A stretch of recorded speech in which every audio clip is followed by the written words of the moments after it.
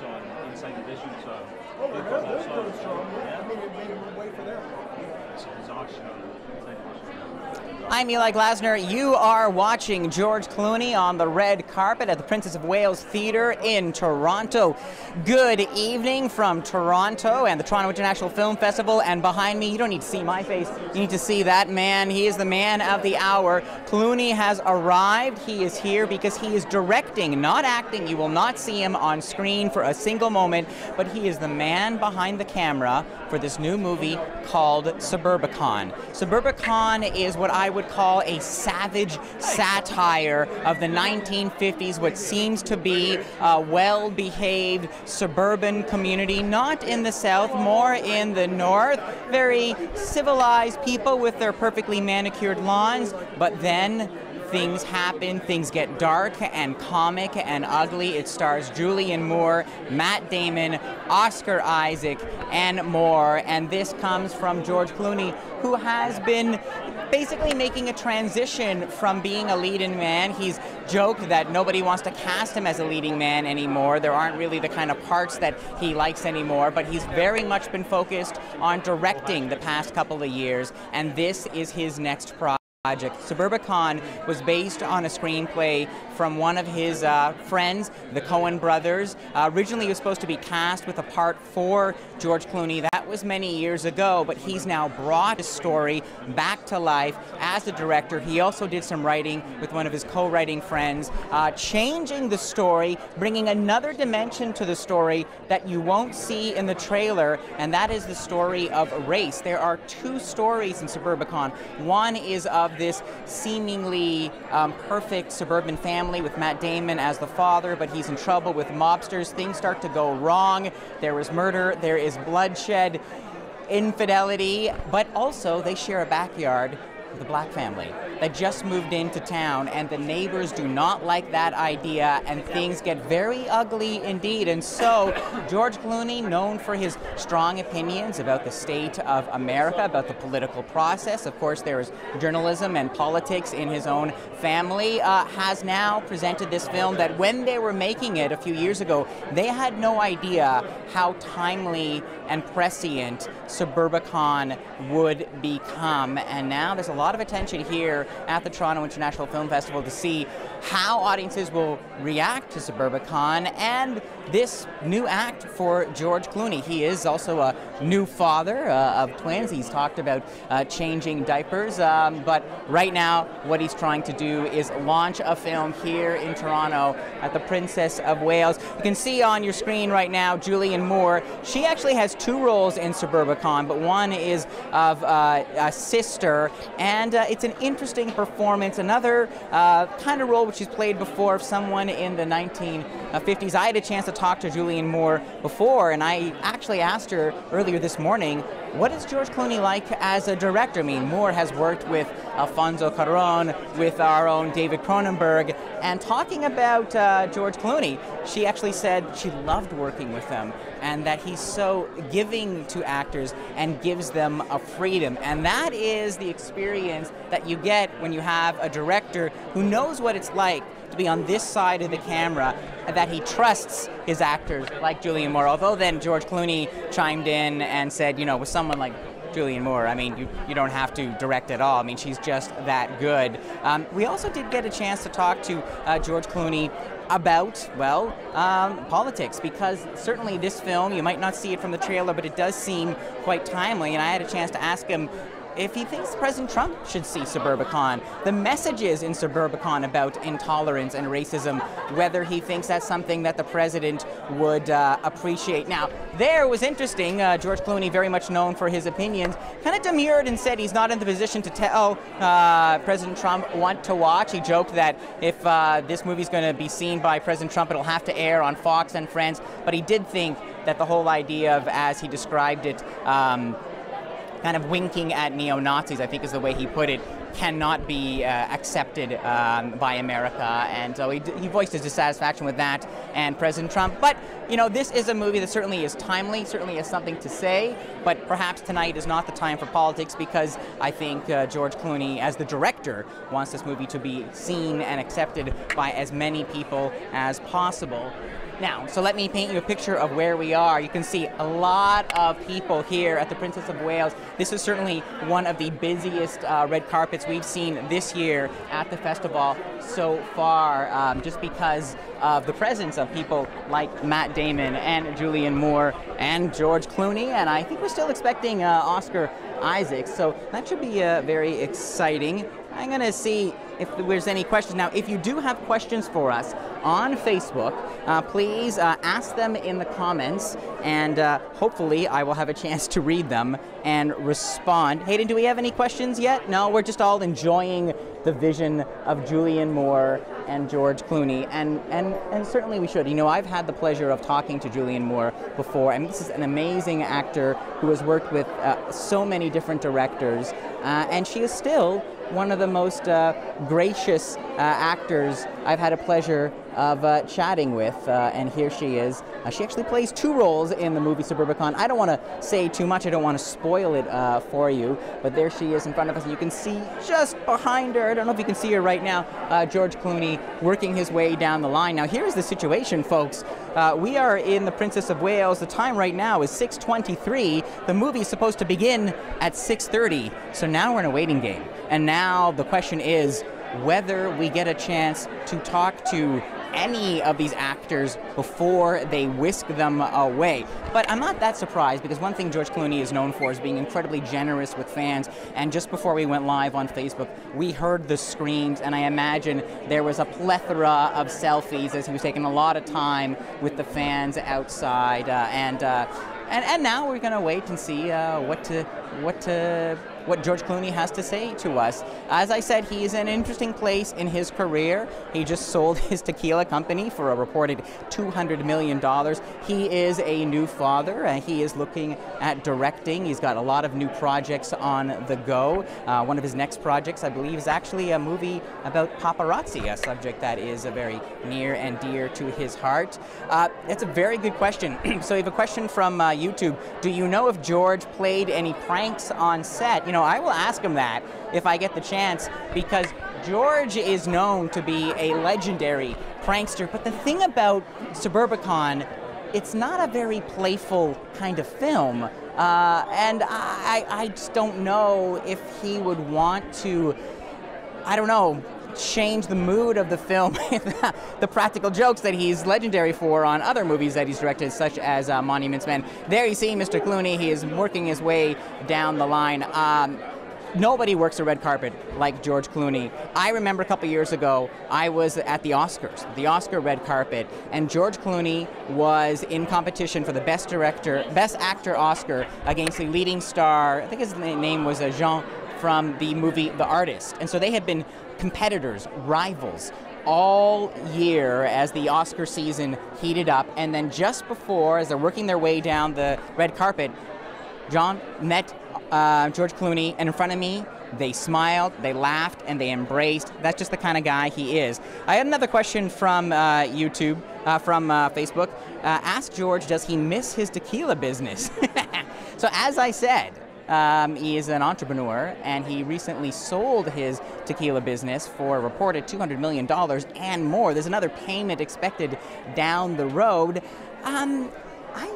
You know, it's a good question. George now, with his wife Amal, I mean, they have a very busy foundation, a lot of philanthropy in their lives right now, and he's already talked about taking some of that money that he's earned from selling the tequila business and putting it to good work, to foundations, for education, for justice, and more. Let's see, will it show at theaters soon? I don't think Suburbicon is expected in theaters very soon. If anything, this feels to me like one of those Oscar releases that we'll be seeing November, maybe late October. But honestly, in terms of the kind of movie this is, I think the trailer plays up the comedy, but Suburbicon is a very dark movie in many ways, much like some of the movies the Coen brothers have made. It's amusing but also disturbing, and that might be a challenge for the marketing. And of course, everybody wants to know, how are the twins? I don't see them here, and I haven't heard any screams or giggles when I was at the press junket, so I imagine the twins are probably safely asleep in that gorgeous Italian villa I've heard about so much. Haven't seen his wife Amal yet. He seems to be flying solo tonight, but he looks well rested. George has loved fatherhood. Amal's actually complimented him on being a great dad. He says he loves changing the diapers. Now, this is a guy who was a legendary bachelor ladies' man in Hollywood, and so a lot of his friends have made fun of the fact that he's become, I wouldn't say Mr. Mom, but yeah, I think he's taken to it, and he says it's about time. Is he planning any new work with the UN? That's I think the answer for that is probably yes. Sadly, as George is making his way down the line, I doubt we'll have a chance to ask him all of these questions. We will certainly try. I see he's, looks like he's posing for a selfie right now. I see some phones being bandied about.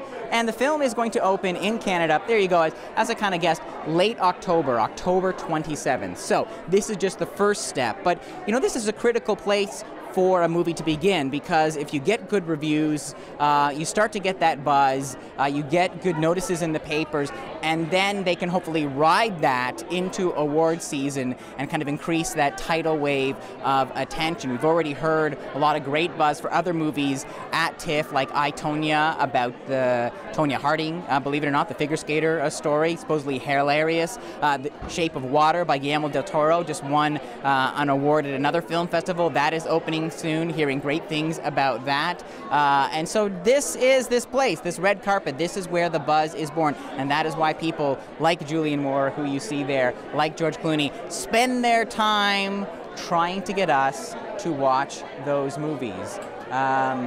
What are the TIFF Awards, asks Teresa. So there is a People's Choice Award at the end of the film festival, and it's actually a really critical award, not so much for like any kind of prize money, but as really a signal of a movie's worth, a kind of a sign of a tastemaker. Last year it was La La Land, and you remember what happened with La La Land. It went all the way to the Oscars, almost won. And so a movie that wins the People's Choice Award at TIFF, that really helps. It's been bragging rights for the film festival for the past couple of years, but it certainly also helps any movie that takes home that award. Now, I'm going to squeeze in. I don't want to, we're going to have to kind of juggle things with Facebook soon, because I don't want to miss my spot if we actually get to Julianne Moore as our Facebook Live is continuing. So let me just stand here and make sure I don't lose. Real estate is critical in the world of red carpets. Rob, my cameraman, are you happy with that position? You're good? Rob is good. All right, so we're standing by for Julianne Moore, and we're going to see what she has to say. She's talking to one of our other local correspondents right now. I can see George behind. I don't see Matt Damon. I did expect Matt Damon on the carpet. He's not coming. Oh no, so no Matt Damon. He's got like 400 movies at the festival this year. And Oscar Isaac, no? He's supposed to come? Yeah, I think so. So looking out for Oscar. I don't see Oscar just yet. There's actually a young boy in this movie who plays the son of in the family, where Matt Damon is the father, and he's acting in a new movie with Jacob Tremblay, Canadian rising star, and he was singing the praises of Jacob Tremblay, another young actor making his mark. So right now, let me take a look at our shot. We are looking at Julianne Moore. As I said, I don't want to spoil it, but she plays 2 roles in Suburbicon.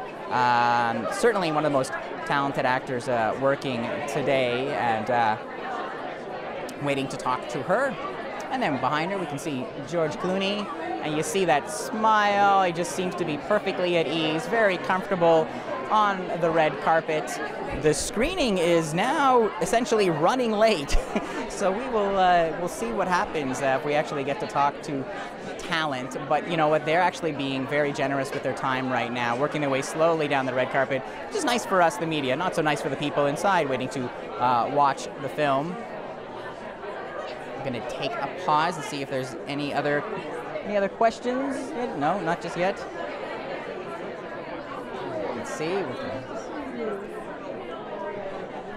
On this, yet another incredible film under your belt here, and I'd love to ask, you got the director. So we have a question from Facebook about whether the general public can get tickets to the films. The short answer is yes, and one of the things that makes the Toronto International Film Festival so special is that there are public screenings. Most film festivals are just kind of industry affairs for producers and critics, but Toronto has earned a reputation as a city where people love movies and audiences are appreciative, and that's why a movie that does well in TIFF, well, that augurs for its future. You can buy tickets, but frankly, folks, it's not that easy. It takes planning, it takes perseverance, and some money in your wallet. It can be an expensive festival to navigate if you want to buy a lot of tickets and get some of the best seats. But they are open to the public if you have the time to line up and put down your money. And most of the people watching the screening tonight, the vast majority, will be members of the public and people like you're seeing in front of you, Julianne Moore and George Clooney. You certainly draw a crowd and then some. I'm gonna move my mic so we can hear a little bit of what Julianne Moore is.